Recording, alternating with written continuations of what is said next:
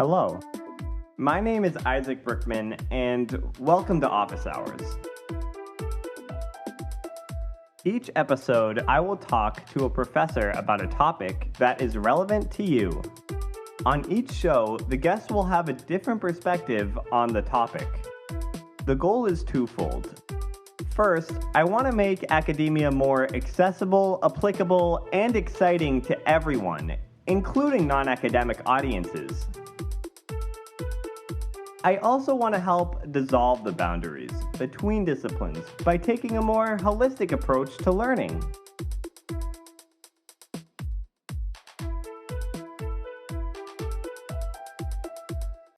Dr. Shakuntala Rao is a professor of communication studies at the State University of New York at Plattsburgh. She completed her PhD at my alma mater, the University of Massachusetts Amherst, has taught classes in media ethics, popular culture, social media, and fundamentals of electronic media, and is a published author. Outside of academia, her background is wide-ranging, including working as a political columnist, conducting federally sponsored workshops on journalistic ethics, and advising multiple political campaigns. Welcome to the podcast, Shakuntala. How are you doing? Good. How are you? I am doing well. So let's just get right to it. When I think of a journalist, I think of a cable news commentator or a reporter at a newspaper, but there starts to be a gray area for me when I think of the late night talk show host or even the chatbot whom I ask for the news. So really, who can we classify as journalists? That's a really good question, and I think it's a question that pretty much everybody is grappling with right now. I think if you go back and look at history, there were real clear understanding and clear lines drawn as to who is a journalist and who is a citizen, and what the obligations of the journalists are, and what are the professional obligations of the journalists are.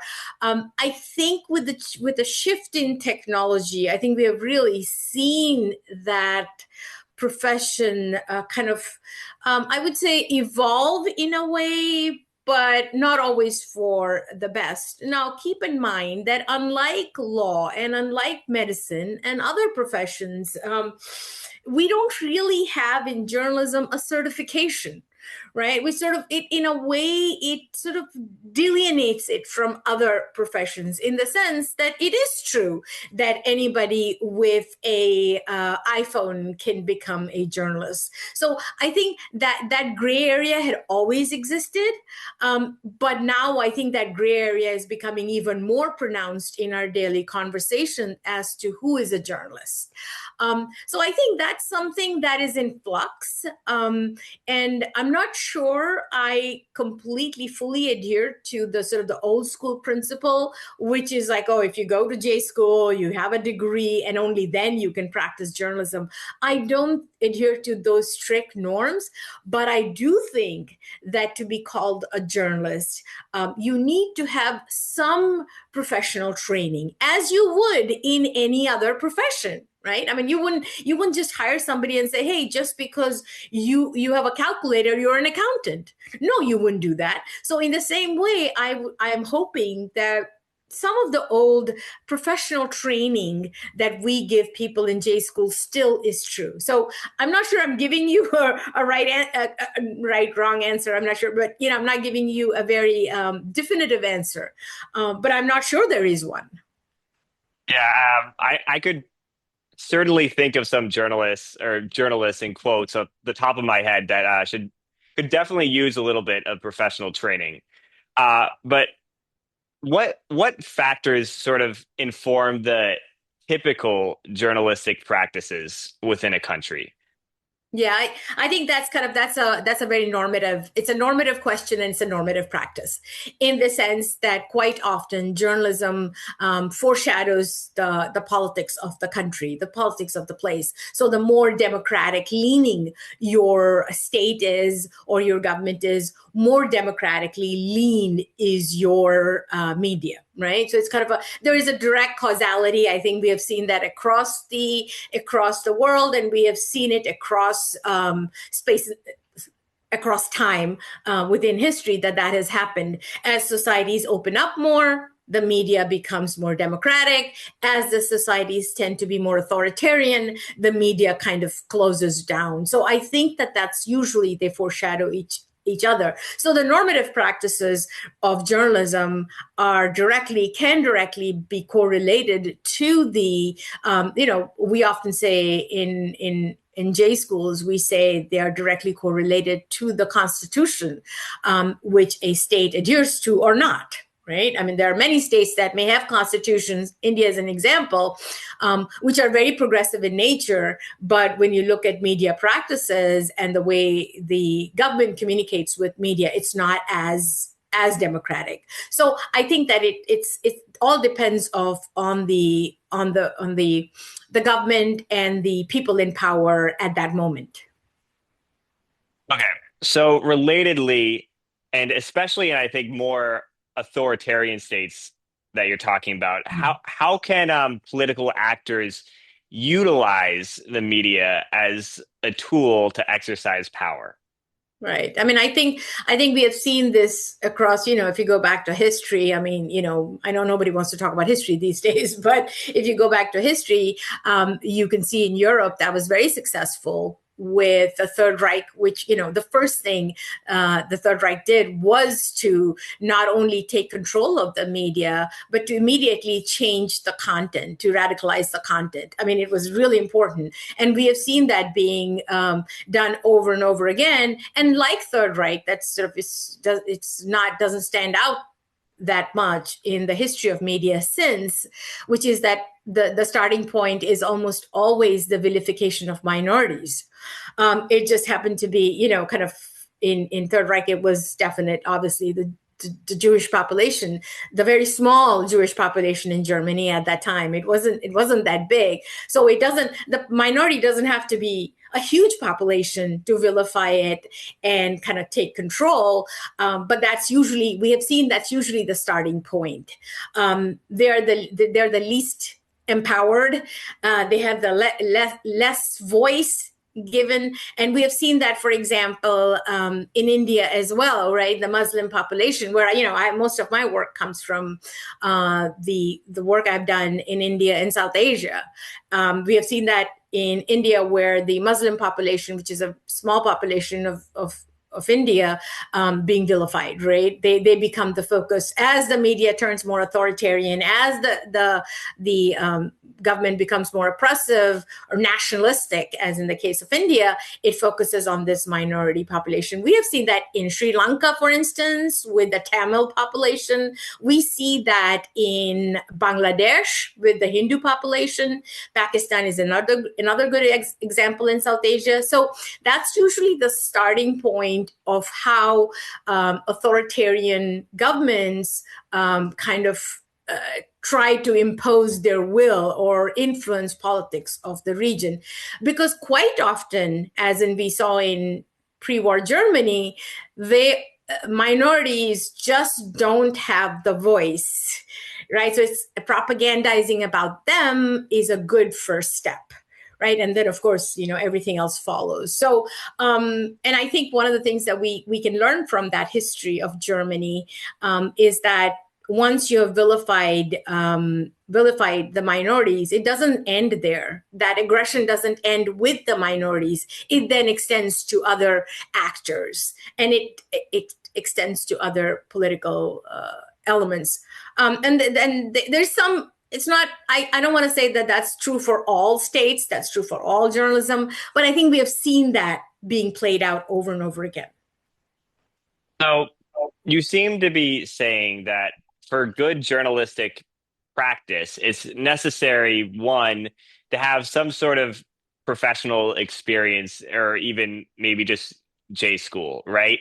And then another thing you're saying for good journalistic practice is that you don't want to be sort of singling out and vilifying minorities.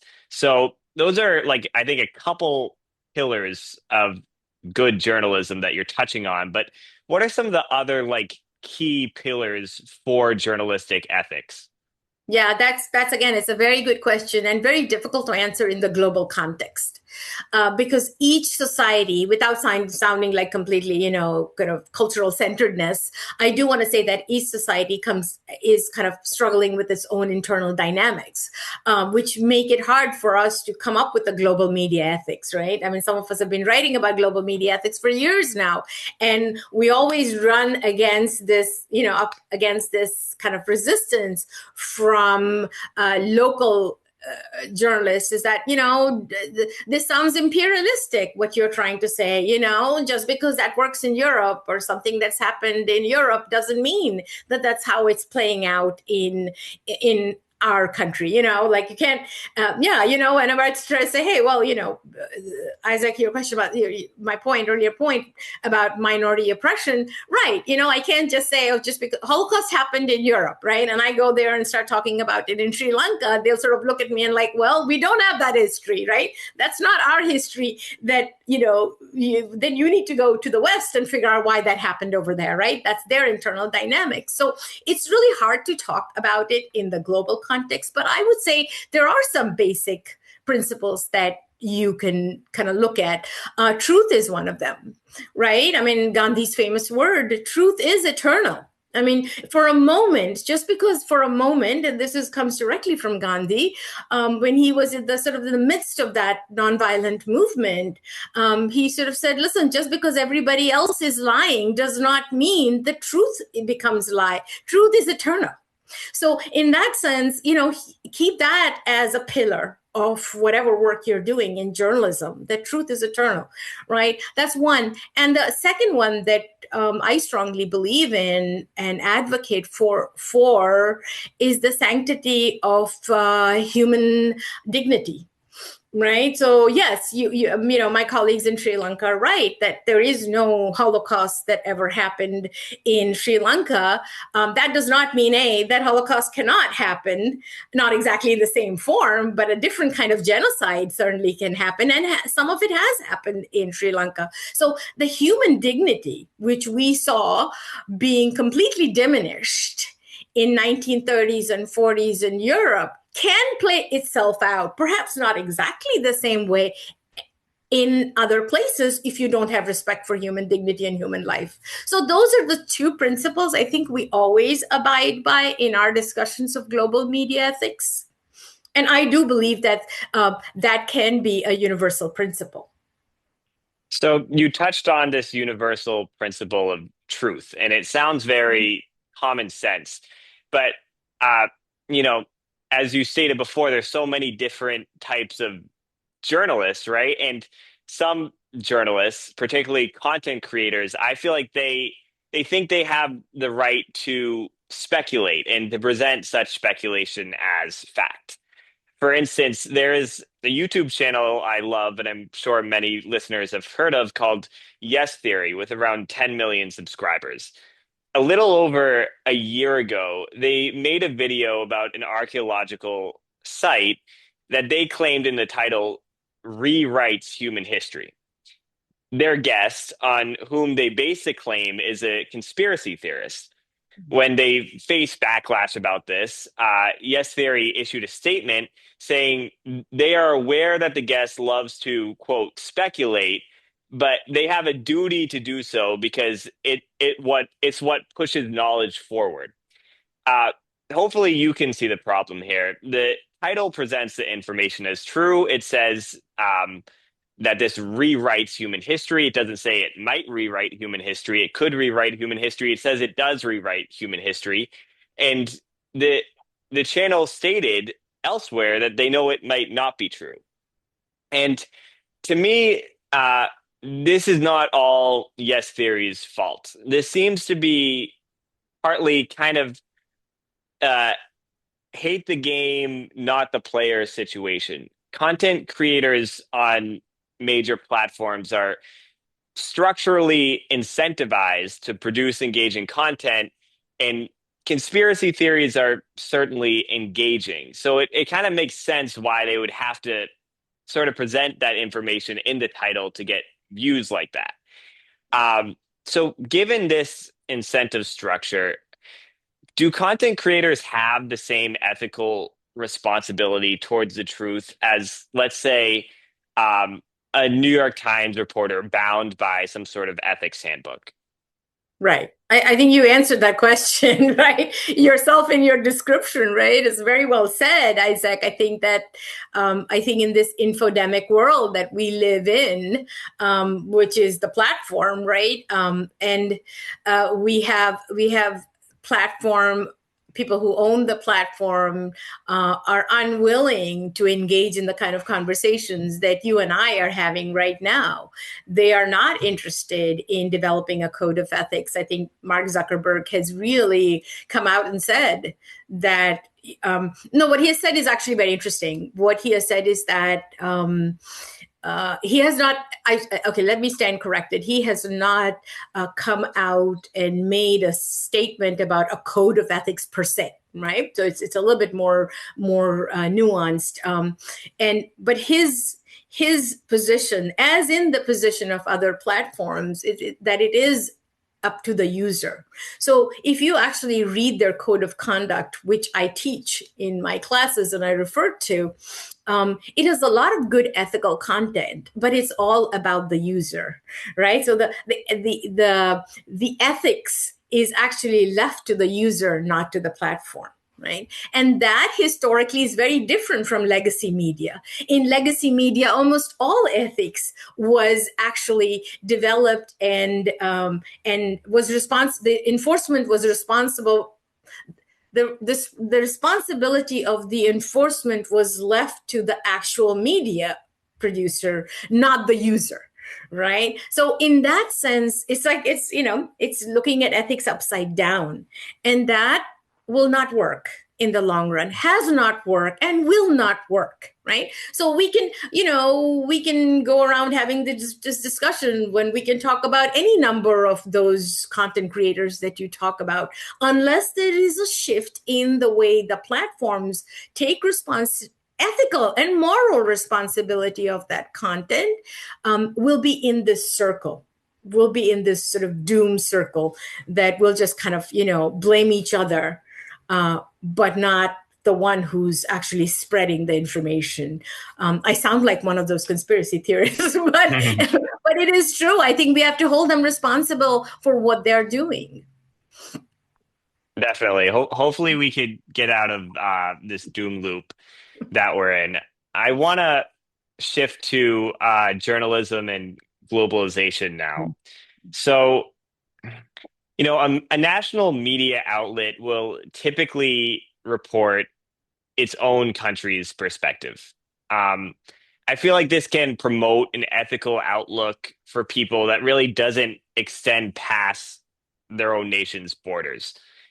On the flip side, information is now undoubtedly global, and I can gain some measure of understanding of issues that transcend geographical lines. So there's this tension here of, I read media from the US that looks at the content or whose content is about the US, but I could also sort of have a more global perspective than I really ever had.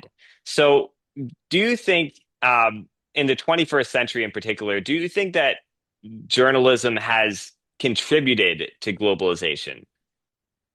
I'm not sure journalism has contributed to globalization. I think globalization was coming and had arrived long before these platforms came into existence. I think we were talking about globalization and globalization 30 years ago, right? So media globalization was already a kind of a, disc in our vocabulary. So I don't think,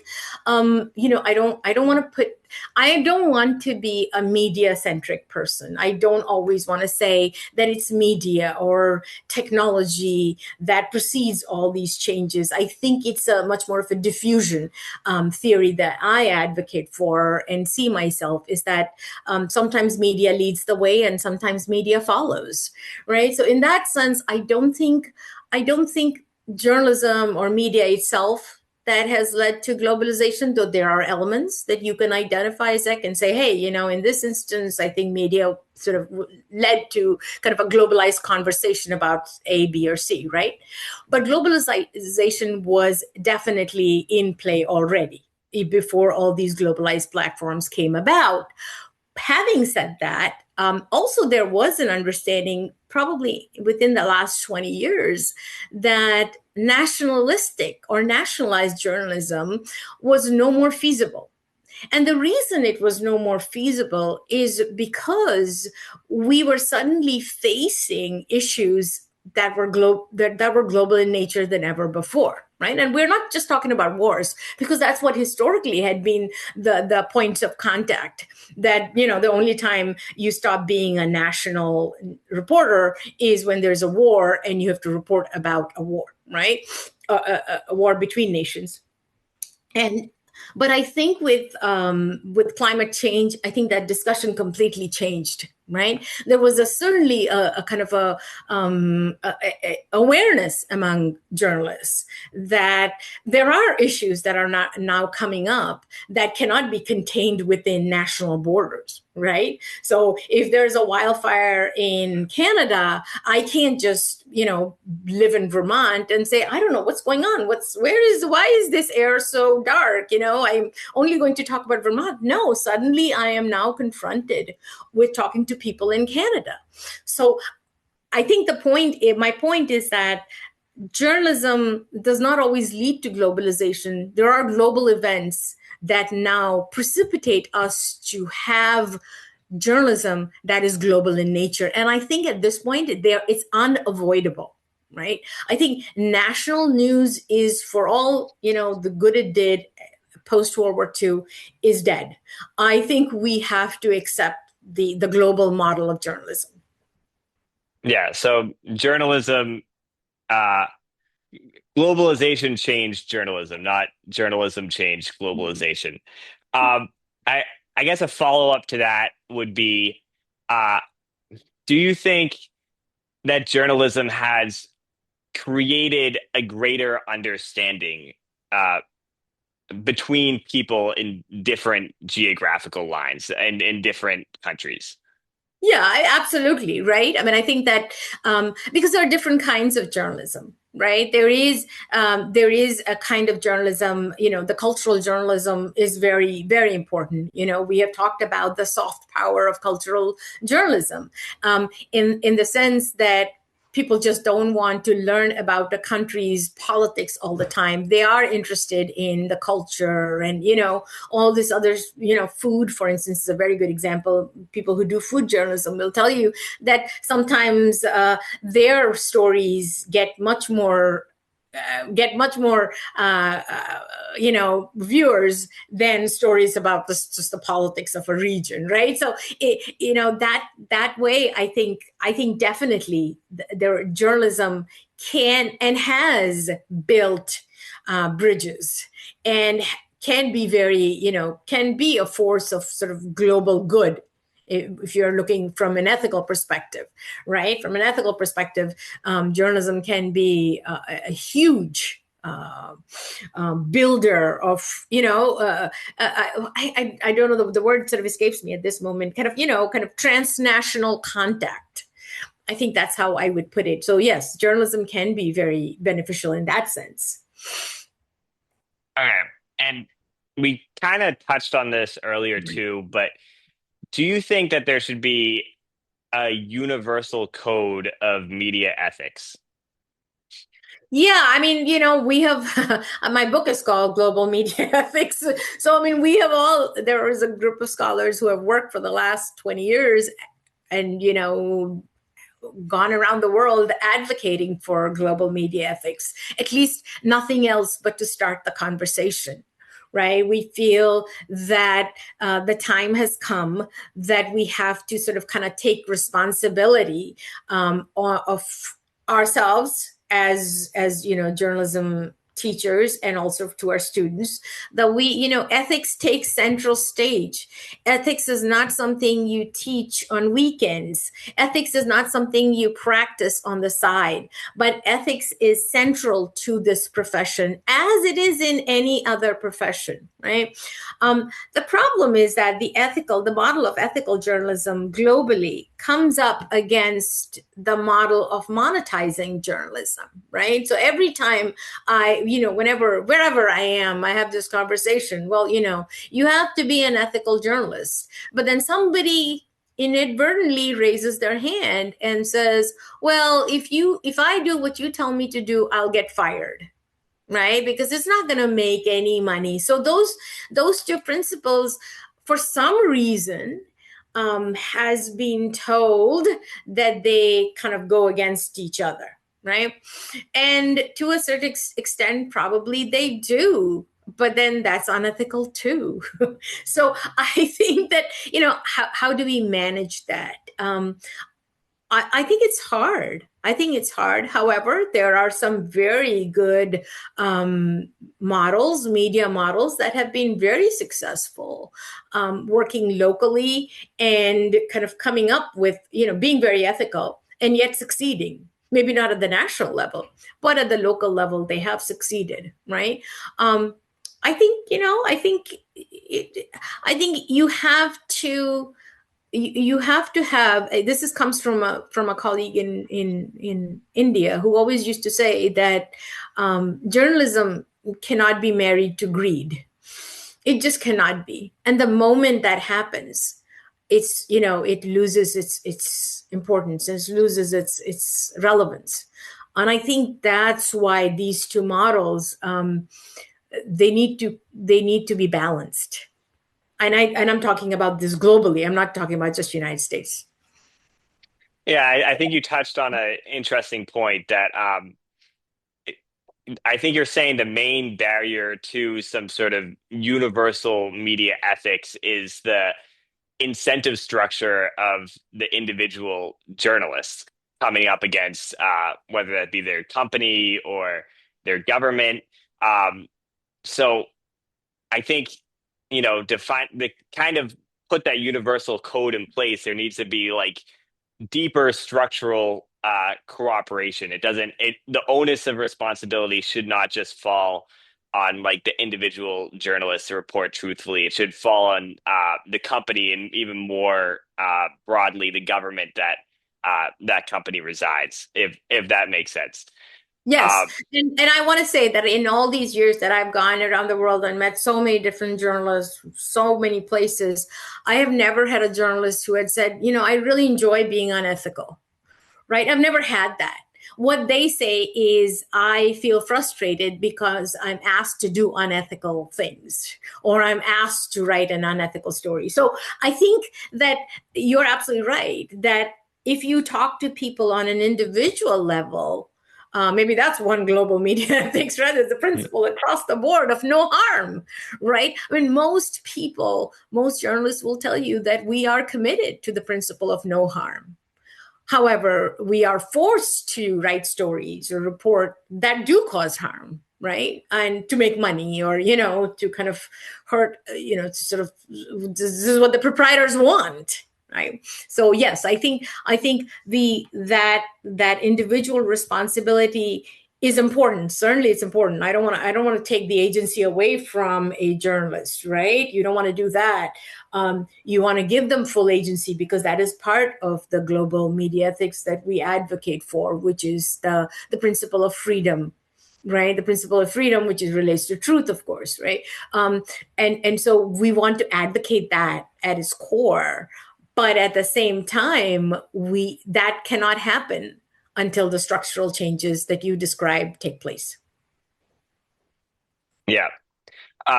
So shifting away from that heavy topic now, I want to get into your research. So what, if any, research are you working on now?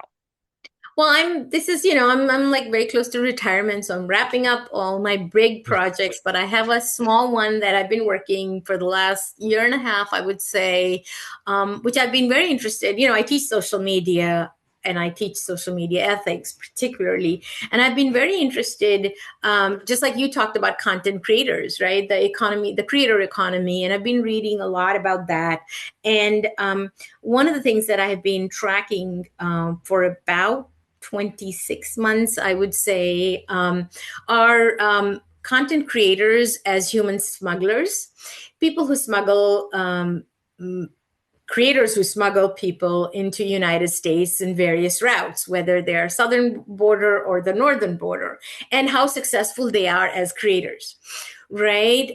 So it's been really interesting to watch. And I've studied about like 10 months of Biden presidency and about 6 or 7 months of Trump presidency, and how these creators kind of they use some of the same tactics as other creators use as far as storytelling is concerned, as far as, you know, selling their services is concerned. So the creator economy, I argue in this research, and remember it's work in progress, is that it doesn't matter if it's somebody selling you a makeup or selling you sort of, you know, his quite often his human smuggling services. The language is the same, which is interesting. I never thought that, right? I never thought that the linguistically they would have the same element to it. But yes, I mean, it's interesting to that's what I've been studying. And, you know, some of these human smugglers have gone dark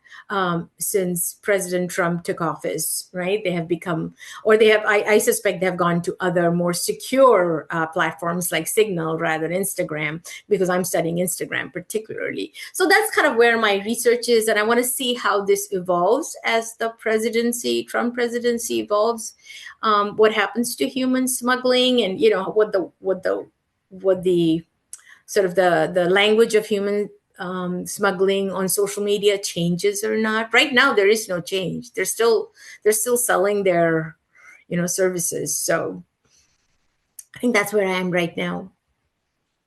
All right. So shifting, big shift from human smuggling. Let's go to the office hours quiz. Okay. All right. Oh. So, first question. Where is Stellenbosch University and why were you there? Where is Stellenbosch University? Stellenbosch University is in Stellenbosch, South Africa. And they have this wonderful space there, which is called Center for Advanced Studies. You may have heard of Center for Advanced Studies in Princeton. Their sister organization, their sister exists in Stellenbosch University, called Center for Advanced Studies at Stellenbosch. And it's in the wine country, and I was a fellow there for half a year, and I wasn't there for the entire half a year. I went there several times during that time, and I was with a group of scholars studying media ethics. We specifically focused on Asia and South Africa, but that was kind of what I was there for. Oh, that was. I guess you found out. I do deep research. So my second question was, what is a handbook of global media ethics? But you already answered that. So I'll go to the third question, much less research intensive question. What is your favorite thing about SUNY Plattsburgh? That's my favorite thing about SUNY Plattsburgh. As in every teacher will tell you this, maybe not every teacher, but most teachers will tell you that it's the students I teach. They're first generation students who have great enthusiasm about being first in their family to come to college. And that's a whole another kind of element to teaching. It comes with its rewards and challenges, of course. The rewards are that they're always like in your office hours, right? But the challenges are they don't always have the help from their family as somebody whose parents have gone to college, you know, kind of that fluency about the academy that comes with your parents going to college. That's missing, and we have to provide that. So I think that would be my favorite thing about SUNY Plattsburgh, having worked here for 34 years. Well, it sounds very fulfilling. That's all the questions I have for you today. Thank you so much for coming on the show. Thank you. This was great. I appreciate, and good luck. Thank you. You can follow Office Hours on Instagram at Office Hours Podcast 1, YouTube at Isaac from Office Hours, and Blue Sky at Office Hours Podcast. And please subscribe to Office Hours wherever you are listening from.